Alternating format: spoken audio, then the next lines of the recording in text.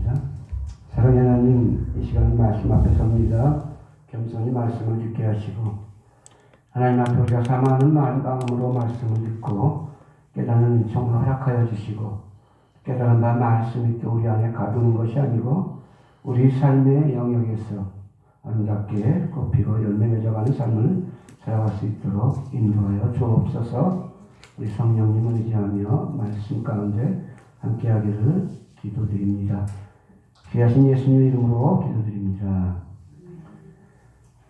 시편 16편 말씀 다윗의 고백입니다. 저는 이 16편 말씀을 저 개인적으로는 올 1년 동안 어떤 말씀을 구별해서 귀하다 이렇게 또 덜 귀하다 이렇게 나눌 수는 없지만 또 각자가 기도하면서 이렇게 말씀을 가지고 나가 특별히 올 1년은 이런 말씀으로 살겠다 그렇게 해마다 하는 건 아니에요. 예전에 또 교회에서 이렇게 또 특별히 송병신 예배나 신년 예배 때 말씀 쪽지를 이렇게 해가지고 뽑아서 그 말씀을 받기도 하고 또 기뻐하고 즐거워하고 그랬던 경험들도 있는데 개인적으로 우리는 또 시편 16편의 말씀이 또 은혜롭게 다가와서 16편 말씀을 1년 동안 잘 마음에 간직하고 의지하면서 주님과 동행하고 1년 뒤에 한 해를 또 22년도를 마무리하면서 우리 하나님께서 어떻게 개인적으로 나의 삶의 영역에서 또 나와 관계된 모든 사역의 현장 속에서 어떻게 이루어지시고 열매를 맺어가시는가를 기대하면서 이 말씀을 1년 동안 좀 개인적으로 사모하면서 품고 살아가고자 좀 기도하면서 그렇게 뜻을 먹었습니다. 그래서 오늘 다른 본문보다 이 말씀으로 이 본문으로 오늘 은혜를 나누면 좋겠다 그런 생각을 했습니다. 시편 말씀을 보면 시편마다 이렇게 또 제목이 있어요. 앞에 이렇게 작은 글씨로 오늘 보면은 다윗의 믹담이라고 써 있어요. 믹담이라는 말은 철 같은데 무언가를 새기다, 바위나 철 이런 것에 무언가를 새긴다, 잊지 않기 위해서 이렇게 새긴다, 또 도장을 찍는다, 이렇게 딱 새기고 잊지 않고 보증하기 위해서. 그리고 이 믹담이라는 언어의 뜻은 또 어떤 뜻을 품고 있냐면 황금시, 황금이라는 뜻을 가지고 있어요. 많은 시편의 고백들이 있고 시편에 많은 찬양들이 있지만은 그 중에서도 특별히 정말 이 정금 같은 황금 같은 그런 시다, 고백이다 그렇게 줄여서 이 시편, 그 믹담이라는 표현이 16편에 나오고 56편에 또 나오고 있는데 그런 뜻이 있다라고 하면서 앞으로는 시편을 보면서 다윗의 믹담하면 우리가 말씀 중에서도 더 황금처럼 여기면서 마음에 새기고 우리가 하나님의 말씀을 그렇게 고백했던 다윗처럼 또 시편의 기자들처럼 이 말씀을 귀히 여기고 들어야겠다 이런 마음을 갖고 말씀을 살피시기 바랍니다. 오늘 본문 전체를 보았지만은 특별히 저는 이 제목을 이정해서 뽑았습니다. 내가 여호와께 아뢰되 주는 나의 지시오니 주밖에는 나의 복이 없다 하였나이다. 아멘. 여러분 우리가 새해를 보내고 무근해를 보내고 새해를 맞이하면서 우리는 이렇게 인사합니다. 여러분 새해 복 많이 받으세요. 새해 복 많이 받으세요. 이렇게 인사하잖아요. 많이 했고 또 지난 한 해 동안 수고하셨습니다 하면서 여러분 진정한 복이 무엇입니까? 특별히 우리는 믿음의 사람으로서 성도라는 이름으로 구별된 자의 삶을 살아가는데 하나님을 믿는 백성으로서 성도라는 이름으로 우리가 그 복의 기준을 너무나 잘 알지만 신년 첫 예배를 통해서 우리가 다시 한번 우리 말씀을 통해서 가슴에 새기고 우리가 정말 철에 새기듯이 또 도장을 찍듯이 오늘의 말씀을 통해서 우리 가슴에 잘 새겨볼 수 있기를 부탁드립니다. 그래서 다른 복이 많아요. 세상 사람들은 우리 친구도 차를 벤츠를 타고 다니고 땅이 어디 있고 사업하는 친구가 늘 저한테 찾아와서 하는 말은 그 돈을 앞으로 몇십억을 더 벌고 살기 위해서 무엇이 어떻게 하고 무엇을 해놓겠다. 한 달간 얼마나 나올 수 있게 자기 지분을 더 주식을 늘려놓겠다. 이런 식으로 이야기를 하는데 그것이 나쁜 건 아니죠. 재물은 좋잖아요. 저 여러분도 재물 좋아하잖아요. 우리 주님 뜻 안에서 주어지는 그런 재물이 때로는 우리 양에 모자라고 우리가 넉넉하지 못해도 우리에게 주어진 소유, 우리 분길 안에서 우리는 감사하면서 적은 것도 정말 부에 넘치게 사용할 줄 알고 많은 것도 겸손하게 우리가 또 절제하며 사용할 줄 알고 그런 것이 주님 주신 복 아니겠습니까? 그래서 우리는 주님을 알고 주밖에 나의 복이 없다라는 이 고백 안에서 정말 진정한 그럼 주님이 나의 복이라고 고백하는데 주님을 나의 복이라고 복의 근원이라고 사는 삶의 어떤 그런 기준은 어떻게 사는 것인가? 첫 번째로 1절에 보면 하나님이여 나를 보호하소서 내가 주께 피하나이다 라는 고백을 다윗은 하고 있습니다. 우리는 인생의 모든 문제를 가지고 가장 먼저 하나님 앞에 찾아야 된다고 하는 이야기입니다. 하나님 앞에 피해야 될 줄로 믿습니다. 여러분 어떤 문제가 생기고 삶에 어려운 문제가 생기면 어떻게 합니까? 부모를 찾습니까? 친구를 찾는 사람도 있어요. 내가 아는 어떤 그런 마음에 새겼던 좋은 어떤 그런 글귀나 교훈적인 어떤 그런 가치관들을 의지하기도 합니다. 그렇지만 무엇보다도 그런 것도 삶을 살아가는데 중요한 어떤 그런 카테고리가 되고 우리에게 그런 것이 되겠지만은 정말 중요한 것은 주님, 나의 하나님, 가장 먼저 그분을 생각하고 어떤 문제마다 하나님이 먼저 생각나고 주님 앞에 내가 무릎 꿇고 기도해야겠다는 마음이 생각나면 여러분은 진정한 성도이고 또 그것이 우리 삶의 우선순위이고 거기서부터 기쁜 일이든지 슬픈 일이든지 어떤 일이든지 하나님 앞에 무릎 꿇고 하나님께 피하면 주님께서 어떻게 합니까? 시편의 또 다른 다윗의 고백처럼 주는 나의 피난처시요 요새시요 바위시요 주님께서 방패가 되어주시고 주님께서 피할 길을 열어주시고 주님께서 품어주시고 막아주시고 우리는 그렇게 우리의 삶에 이렇게 특히 오늘 말씀이 아니더라도 우리 삶의 여정 가운데 익히 알고 있지 않습니까? 그럼에도 불구하고 우리는 인간인지라 우리 삶을 살아갈 때 믿지 않는 사람처럼 똑같이 행동하고 반응할 때가 있지요. 저도 그렇고 간혹. 그래도 우리는 하나님 앞에 실수를 인정하고 하나님 앞에 나와서 하나님 앞에 피하고 하나님 제가 이랬습니다. 하나님 저의 문제가 이렇습니다. 하나님 나의 삶에 이런 일이 생겼습니다.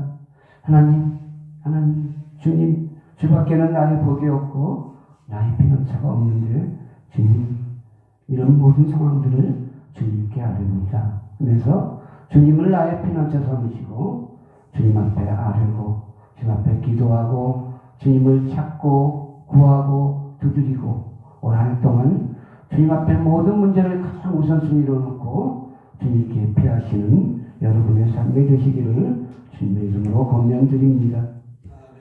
또 주님만이 나의 복이 되신다. 주밖에 나의 복이 없다라고 하는 이 고백 가운데 3절을 보면 땅에 있는 성도는 존귀한 자니 나의 모든 즐거움이 저희에게 있도라고 고백합니다. 여러분 신앙생활은 나 혼자만 하는 거 아니에요? 그럼 오늘 여기도 나올 필요 없잖아요. 집에서 혼자 찬양할 수 있어요. 물론 혼자 있는 시간은 매우 중요합니다. 혼자 있는 시간을 어떻게 보내는가 자신을 돌아보면 나의 신앙생활, 나의 삶의 어떤 태도 그런 모습을 돌아볼 수 있어요. 혼자 있을 때 내가 하나님 앞에 고요한 시간을 내서 하나님 앞에 혼자 시간을 내어서 따로 구별해서 하나님과 만나고 대면하고 기도하고 말씀을 묵상하고 하나님과 함께하는 개인적인 시간은 매우 소중합니다. 그것은 반드시 우리 삶에 저와 여러분의 삶에 필요한 영역이고 그것은 분명하지만 그렇지만 또한 우리는 따로 또 같이 가는 어떤 말처럼 따로 있을 때 혼자 있을 때 철저히 주님과 어떤 그런 개인의 시간을 가지면서 하나님과 함께 하지만 우리는 또 함께해서 합력하여 선을 이루어가는 성도들이에요. 그래서 오늘 이 말씀의 고백처럼 하나님 앞에 우리가 함께 성도라는 이름으로 많은 사람들이 있는데 또 많은 시대가 많은 역사의 시간의 흐름 속에서 저는 그런 걸 생각할 때마다 너무 참 하나님은 신묘막측하시고 정말 위대하시고 참 신기하다. 그런 게 뭐 언젠가도 말씀드린 것 같은데 그 수많은 역사의 시간 속에 수많은 또 인종, 국가, 나라 뛰어넘어서 한 시대를 살게 하시고 또 거기에 하나님께서 이렇게 연결고리를 만들어 주셔서 또 이렇게 한 교회건 사역지건 어떤 우린 헤어름이라는 이 성교방송을 통해서 함께 하나님께서 귀하게 연결 맺어 주시고 연합하게 하셨는데 이런 것들이 각자의 삶을 하나님께서 인도해 주시고 각자의 시간 속에서 한 개개인의 인생의 삶을 하나님이 만져주시고 인도해 주시는데 그 섭리 가운데 또 서로의 시간을 서로 교체하게 만들고 서로 이렇게 하나 되게 만드셔서 그것을 또 같이 성도의 삶을 교제를 이루면서 사역을 이루어가게 하시는 그런 하나님의 참 그 신비함 속에 우리가 오늘도 이 자리에 함께 있는 거예요. 오늘 우리가 이 자리에서 함께 있는 건 매주 예배드리니까 우리가 타성해져 수 있습니다. 그렇지만 가만히 생각해 보면 정말 오늘 이 자리에 우리가 함께 있는 이 시간이 정말 하나님의 섭리 가운데 주어진 시간이고 정말 복된 시간이고 하나님이 주신 귀한 열매라는 것을 믿으시기 바랍니다. 그래서 땅에 있는 성도는 존귀한 자니 우리 하나님 앞에 혼자 나가는 시간도 중요하지만 함께 1년 동안 우리 옆에 있는 성도들 우리 함께 있는 동역자들 서로 챙기고 기도하고 어려움도 아픔도 같이 하면서 동고동락해 왔듯이 또 2022년도에도 우리가 함께 힘을 주고 용기를 주고 함께 기도하고 함께 눈물을 흘리면서 씨를 뿌릴 때 함께 할 때 정말 우리 각자의 성도의 존귀한 삶을 통해서 서로에게 힘이 되고 또 그것을 통해서 연합하여 열매를 맺게 해주시는 하나님의 은혜를 보게 될 줄로 믿습니다. 이 시편 말씀은 정말 긴 시간 동안 쓰여졌어요.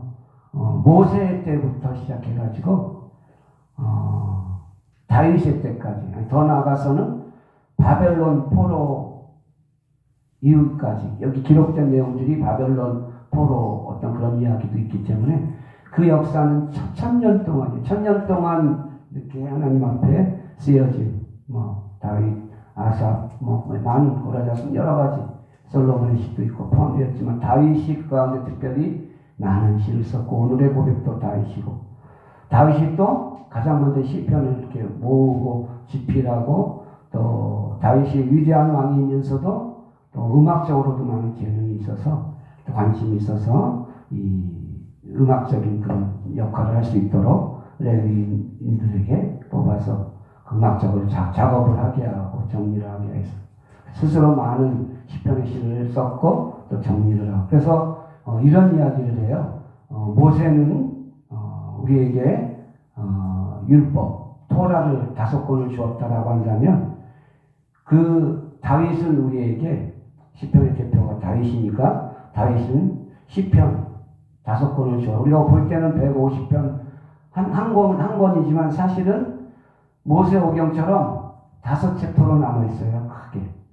그래가지고 창조와 인간의 타락 내용도 비슷하게 시작을 해가지고 땅 이야기 여러 가지 구원에 관한 이야기 메시아 이야기 이렇게 미래적인 이야기 이렇게 해가지고 5개. 그래서 모세는 토라를 우리에게 5권 주었고 다윗은 시편의 말씀을 우리에게 5권을 주었다. 이렇게 이스라엘 백성들은 고백하기도 합니다.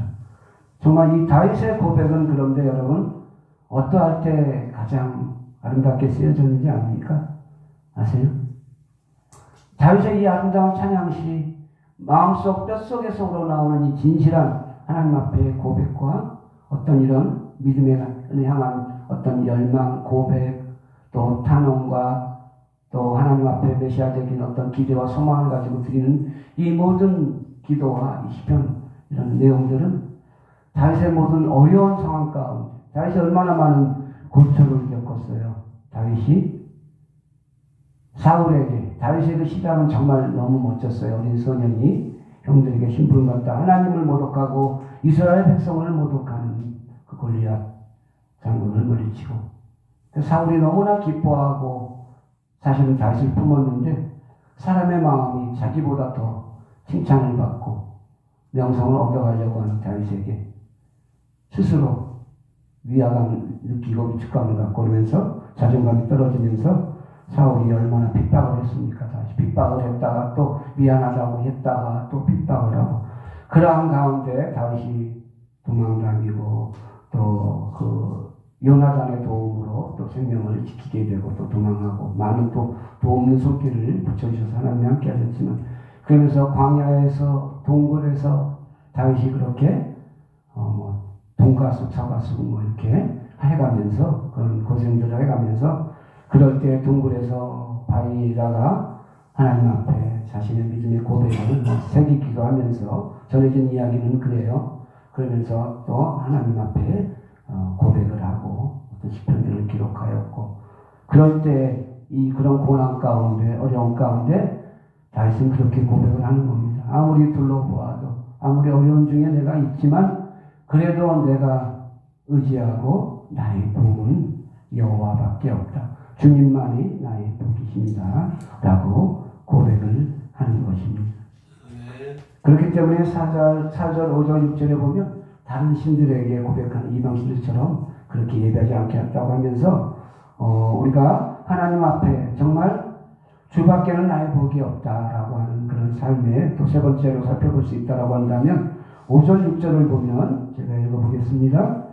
여호와는 나의 산업과 나의 전의 소득이시니 나의 분깃을 지키시나이다. 내게 줄로 재어진 구역은 아름다운 곳에 있으며 나의 기업이 실로 아름답도다. 하나님께서 정해진 나의 삶의 어떤 그런 테두리 영역이 있어요. 믿지 않는 사람이 하나님 앞에 우리에게 비록 자유함이 있지만 우리가 주어지는 자유는 어떤 자유예요? 잠깐만요.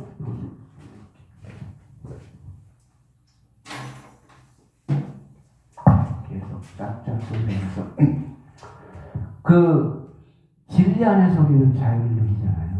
그 진리가 우리가 잘못 받아들이면 저도 예전에 그랬어요. 하나님을 믿는 것은 믿지 않는 사람보다 너무 많은 손해를 보는 것 같다. 물론 근본적인 모든 것을 내 삶의 전부의 영역을 이야기하는 건 아니에요. 어떤 것들에 있어서. 그렇지만 지금은 그렇게 생각하지는 않습니다.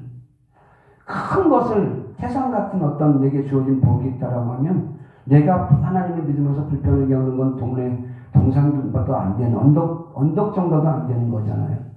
하나님을 믿을 때 우리가 조금 불편할 수도 있고 어떨 땐 믿음의 사람이기 때문에 우리가 할 말을 삼켜야 될 때도 있고 여러 가지 모든 상황들 속에서 우리는 좀 될 수 있으면 선한 것을 택하고 될 수 있으면 양보의 미덕을 발휘하고 이런 것들이 알고 보면 그것이 손해보는 것 같은데 손해가 아니고 또 나를 불편하고 옥죄는 것 같아도 그것이 정말 진정한 자유를 느끼고 하나님과 함께 한다면 그것에 더 큰 기쁨이 있다는 것을 느끼는 줄로 믿습니다. 그래서 우리가 하나님을 믿을 때 이런 표현을 해요. 우리가 바닷가에 가면 즐겁잖아요. 모래 찜질도 하고 바닷가에서 시원한 음료도 먹고 여름에 왔다 갔다. 그죠? 그런데 바닷가에 수영을 물가로 걸어서 들어가면 이렇게 육지를 걷는 것보다 불편하잖아요. 발목질 물에 차면 힘들어요. 걷기가. 육지는 편한데 좀 불편함을 느껴요. 하나님을 믿고 살아가는 거에 표현할 때 그렇게 표현을 해요. 그리고 또 우리가 더 깊숙이 들어가면 이제 무릎을 지나서 허벅지 허리까지 물이 차면 이제 정말 막 움직이기가 더 힘들어. 물속에서요. 얼마나 힘들어요. 그렇게 우리가 하나님 믿고 사는 것은 많은 제약을 받는 것처럼 불편함을 받는 것처럼 손해를 받는 것처럼 느껴져요.